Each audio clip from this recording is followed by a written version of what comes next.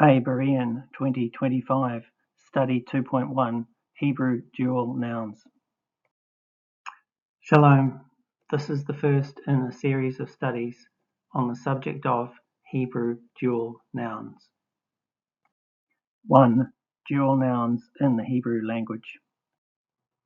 In English, nouns may be either singular or plural in number. The plural is formed by adding s or es to the end of the singular form of the word. For example, cars, boxes. In English, apart from the words pair, dual, both, we do not have dual nouns. In Hebrew, nouns may be either feminine or masculine, and they may also be either singular or dual, that is two, or plural, that is more than two, in number. The yud mem, em, ending on a Hebrew masculine noun may denote either dual or plural. As we look at examples of Hebrew dual nouns, I want you to notice the distinction between dual masculine nouns and plural masculine nouns. Masculine dual nouns end with pathah-yod-hireq-final mem. Masculine plural nouns end with hireq-yod-final mem. Look for the little dot under the yod of a dual masculine noun. This dot is called a hireq. Dual nouns in the Hebrew language.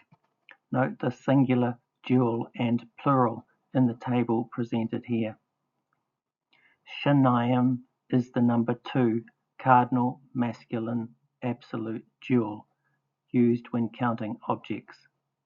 Shatayim is the number 2 cardinal feminine absolute dual used when counting objects. Esrim is the number 20, the dual of 10. Matayim is the number 200, the dual of 100.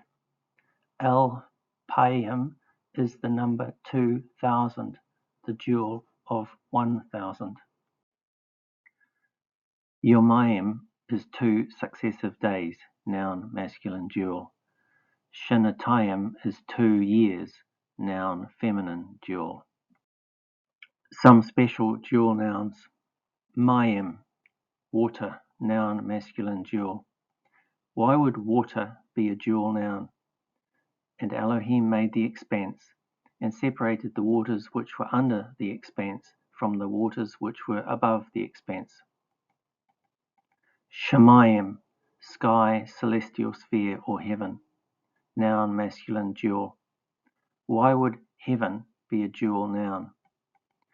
Perhaps in allusion to the physical heaven, the atmosphere where the birds fly, and the heaven which is the dwelling place of Elohim, or an allusion to the current heaven and earth which will be destroyed by fire, and the subsequent creation of a new heaven and new earth.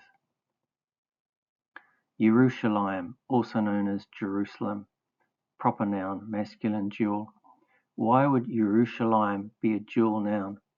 Perhaps an allusion to the present Yerushalayim and a new Yerushalayim descending out of heaven, or an allusion to the 2 main hills on which Yerushalayim sits. Mitzrayim, also known as Egypt, proper noun, masculine dual. Why would Mitzrayim be a dual noun? Perhaps in allusion to the 1st and 2nd Exodus. Saharayim, midday or noon, a specific time of day, noun masculine dual. Adorayim, a proper noun, masculine dual, a city in Yehuda located on 2 hills about 8 kilometers southwest of Hebron and fortified by Rehoboam. Notice the dual aspect of these words reveals something deeper about their meaning. Dual nouns, body parts. Yadim, both hands, noun feminine dual.